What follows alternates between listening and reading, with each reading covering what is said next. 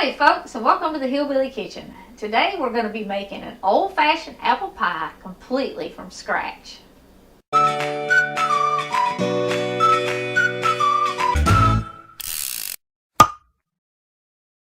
real apple pie is going to take a little bit of work. And the old recipes varied a lot because different things were available at different times. There are some basic ingredients that every apple pie has and that you have to have in order to make an apple pie. You have to have 2 pie crusts. And this is the butter crust that I use for everything. I will link the recipe for this butter crust to this video, so you'll have that. You can also do a Dutch apple pie by making a double batch of that crumb topping that we recently put up. And I'll link that video too. If you do the Dutch apple pie with a crumb topping, you will only need 1 crust and you'll need a double batch of that crumb topping. Every apple pie needs some sugar in it. And how much sugar kind of depends on the apples you're using and your taste. You're going to need anywhere between a half a cup and a cup of sugar. And you can use half brown sugar and half granulated sugar. You can use all brown sugar, just whatever. But the basic recipes usually have the white sugar because that's what women could get. And you also need some flour. I put about 3.5 or 4 tablespoons of flour in mine, which is almost a 1/4 cup. It doesn't matter what kind of flour it is. All this is going to do is thicken the juice as the apple pie cooks. So about a 1/4 cup of flour. And you need some butter. Now, once we get our apples in our pie crust, we're going to put the butter on top of them. And I use between 3 and 4 tablespoons. I just cut up little chunks of butter and lay them all around the top. And when I've got it, pretty evenly coated, then that's enough. So I don't usually measure it exactly, but you'll want between 3 and 4 tablespoons.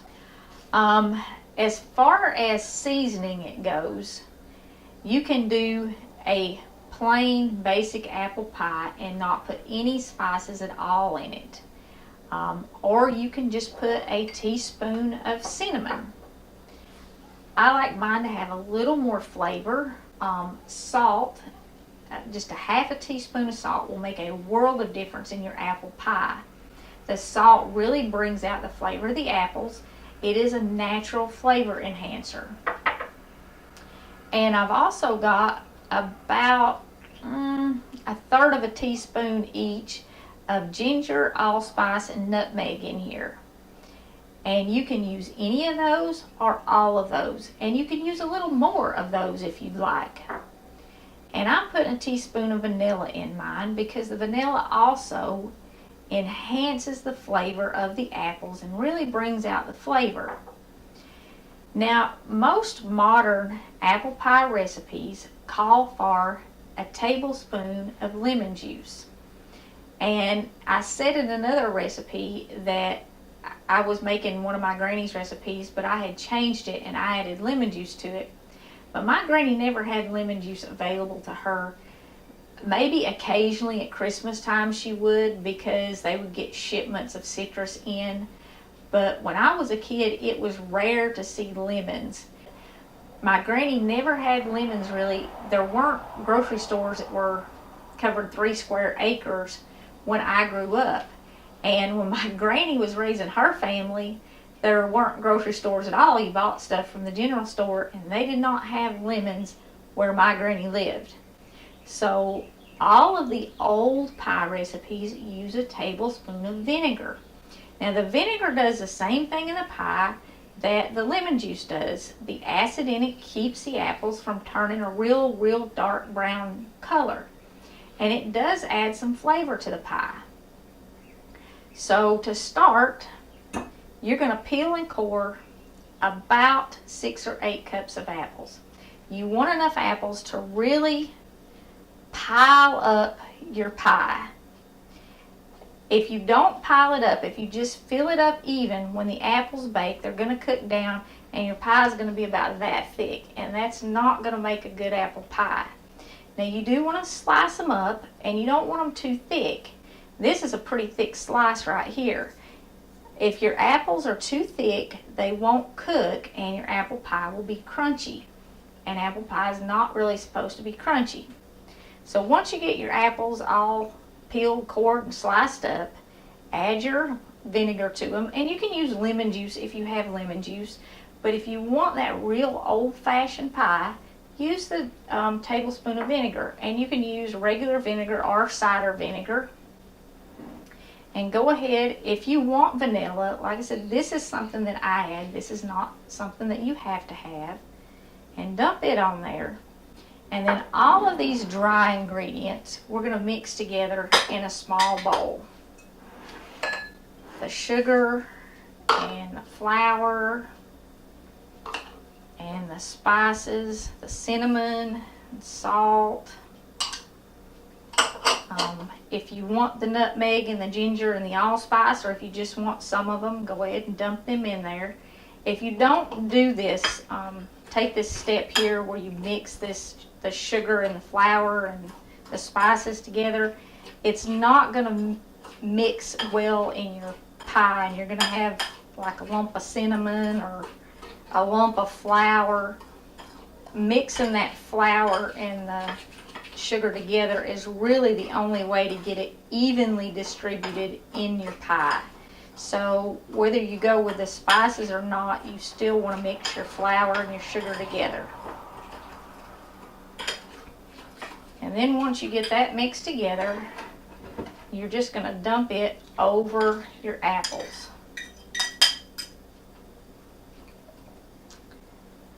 And you're going to mix this together. Now, I normally use my hands because it's pretty hard to do this with any kind of a tool, but we'll give it a shot. You want to make sure you get all your apples really well coated so that the spices are even and the flour's even. These were really big apples, and because they were big apples, they sliced in big slices.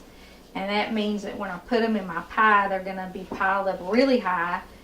But when they bake down, they will really bake down a lot, and my pie will shrink a lot. I've got a little bit of stuff still down in the bottom, but I'm going to call that good enough. The better you mix this, the more even everything will be distributed in your pie when it bakes. Now the next thing, the next option that you have is some way to top your pie crust. And you do want to let these apples sit in this for just a minute before you dump them in the pie crust. It kind of starts to bring that juice out. You don't have to, it just makes it a little better in the end. Now, you don't have to put anything at all on top of your pie crust. You can just put this pie crust on top of this one once you get your apples in there, and that's it. A lot of people do an egg wash, and when they do an egg wash, they use just the egg white. And at the risk of messing up this video, I've spent all day preparing, I'm going to show you how to separate an egg without any gadgets. You just break it, and then pour the yolk from one half of the shell to the other. And that's how you get egg white without egg yolk, or egg yolk without egg white. You don't need anything special. It's not hard. It's just literally break it, dump the yolk in one half of the shell, and then dump it in the other half as you're pouring the egg out of the shell. Super simple. Might take you a couple of times, but you'll get it. And like I said, it's not hard, and you don't need a gadget to do it. Now, to do an egg wash, you have to kind of break down the egg a little bit. Egg white is fairly stringy and sticky, and you'd have a hard time just putting it straight out of the shell on your pie. So whip it up a little.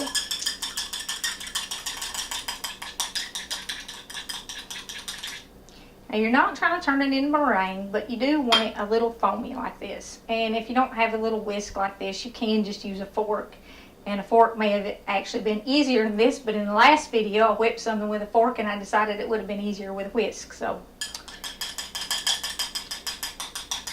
whatever you use, just get it foamy so you can brush it on. Okay, now once you get the pie in the shell over here and you get it topped, put your egg on it. You can leave it just like that, just with the egg.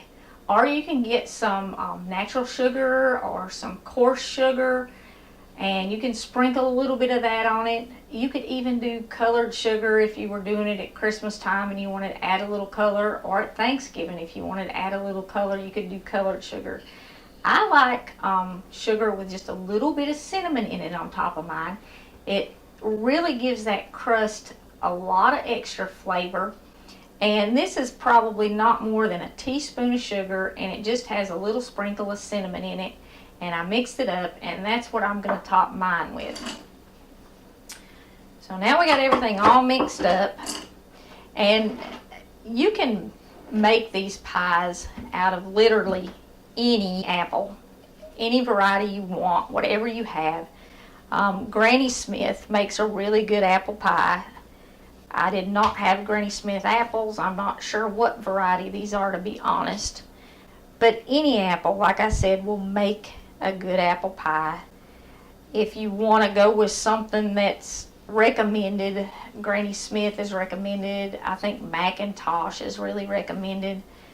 I use the wine saps off my tree a lot, but they're all gone already. So I just got what was available, and I've still got quite a few chunks of the spices and the sugar down in here. I really like to have it mixed a little bit better than that, and that's why I usually use my hands, but it would make a mess while I'm trying to do the video. See, there's a big chunk. It's better if you don't have that, if it's mixed up a little better. And you do want to make sure you get it all out of here. And if we'd let these sit a little bit longer, we'd had a lot more juice in here. But it will finish in the oven. And the question I have asked most in the comment section on anything baked is, what temperature do you set the oven at? You are going to bake this for 15 minutes in a 425 degree oven. And after 15 minutes, you're going to turn the oven down to 375 degrees, and you're going to bake it for another 40 to 45 minutes. So it's going to take a little bit of time to bake this, at least an hour. And I know you've all seen those pies that are burned to pieces, and you've probably made a pie that was just burned all the pieces on the top.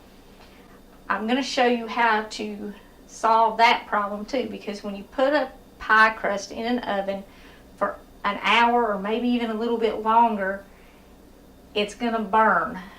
So we've got the solution to that problem coming up. Okay, once you've got your apples in your pie shell, that's when you add the butter. And like I said, I don't usually measure this exact. You want somewhere between 2 and 4 tablespoons. But you just cut off little bits of it, and mine's got soft because it's at room temperature. And you put it on the pie all around so that when the pie cooks and the butter melts, it'll run down in the pie. The butter does add a lot of flavor, so don't be stingy with it. You don't want so much butter in it that it's running out everywhere, but you do want enough to put some flavor in there. That's about 3.5 tablespoons, I think. You can see how much I've got on there. Just put it all around, and it'll melt and run all down in, and the pie will start bubbling in the oven.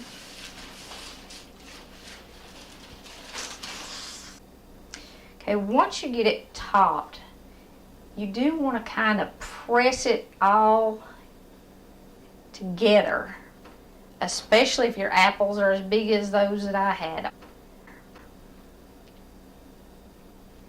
Kind of press it around the edge. You want to make sure you get the edges sealed up. Once you've got it all pretty well sealed, then you can take your fingers and do the crimp around the edge, but I like to make sure it's really sealed. So I usually take a fork and press down all the way around, because it seals that top crust and that bottom crust together. Now, if you wanted to do the Dutch apple pie and do the crumbs, you just pour the crumbs all over the top instead of putting this on top of it. Now, the next thing you have to do is you have to make sure that your crust is vented. And finish all these edges, all I'm doing is just taking my hand and mashing around the edge of the pie plate and breaking off what's around the edge. Okay. Now, like I said, the last thing to prepare in this is we want to make sure that we have some vent holes in it. And you can see I've got a crack here. You might think that crack will vent it and it'll be just fine. That crack will not vent this pie. What'll happen is it'll boil out all around the edges and it'll make a big mess in the oven and it just won't be good. You have to cut a good size X in the top of your crust. You could even get a little apple shaped cookie cutter and cut out some apple shapes in it. You can do some pretty big holes in this. You could do a lattice crust on the top of it too. And we may do a video just showing how to do a lattice crust on the top of a pie. But that would probably be a video all of its own, because it does take a minute to make a lattice top for your pie. And once you cut the little shapes out, if you do shapes with a cookie cutter, you can take the shapes that you cut out of your crust and lay them on one side or lay them around the edge to decorate it even more. But like I said, you just want to make sure there are some holes opened up in it so it can vent. Make sure you can actually see your pie down in there so you know that the thing is going to vent. And once you've got it vented and sealed and the edges cleaned up and all that stuff, you're ready to brush your egg white on.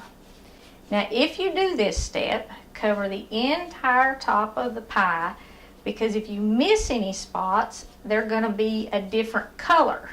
So you want to make sure you get all the way down to the edge, all of that you crimped with a fork or mashed with your fingers, however you did it.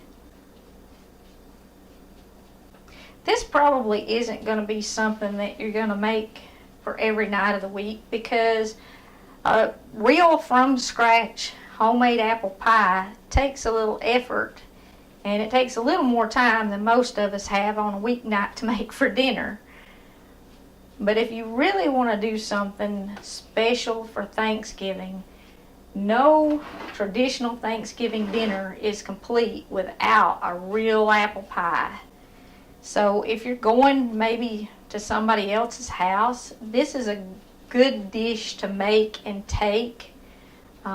It's something that everybody will appreciate, and they will appreciate all the effort that you put into making it too, because people who cook know how much effort it is to do this. It's also really good at Christmas dinner if you're going to somebody else's house for a dinner at Christmas or around Christmas time. Okay, now that we've got all that done, like I said, if you want to put some coarse sugar on top of it to decorate it a little bit, or even some colored sugar, or the cinnamon and sugar, you just sprinkle it on top. If you've got a little shaker, you could even put it in a little shaker. The cinnamon and sugar will also add a lot of color to the top of the pie when it's done. It'll make it really pretty. Okay, that's all covered pretty good. And you can see I didn't do it super even. I like the little bit of variation in the color on it. It's all covered, but it's still not perfect. And that's one of the things about a true from scratch pie, is it's not perfect. It's a little, well, homemade. So you're going to take this to your preheated 425 degree oven for 15 minutes. And after 15 minutes, you're going to turn it down to 375 and cook it for another 45 minutes at least. Now, I said there's a trick here. This is just a piece of aluminum foil that I folded, and it's called a foil tint. And you can put this over your pies, and I'm sure they make a gadget for this. They make a gadget for everything. But a piece of heavy duty foil works just fine. And if you put this over your pie, when you start baking it and leave it covered until about the last 25 or 30 minutes, your pie crust will be done, your pie will be done, but your pie crust won't be burned. It will just be kind of golden brown. This will protect it from burning. And you do want to kind of fold your aluminum foil up. You don't want to wrap it tight. You want your pie to be able to breathe under it. If you wrap it tight, you're going to have a mess when you take it off. So just fold it like this into the little foil tint and set it on top of your pie. And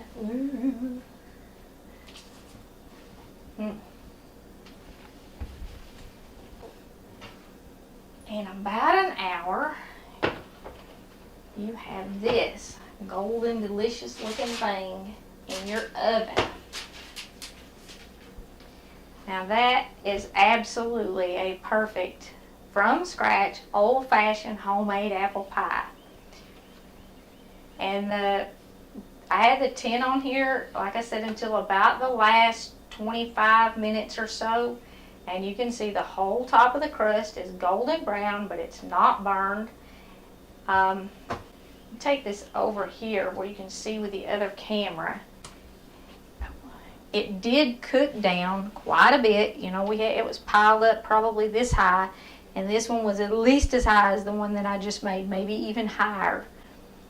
But if you don't do that, like I said, you'll have a homemade apple pie that's about this thick, and it will be more crust than it is pie.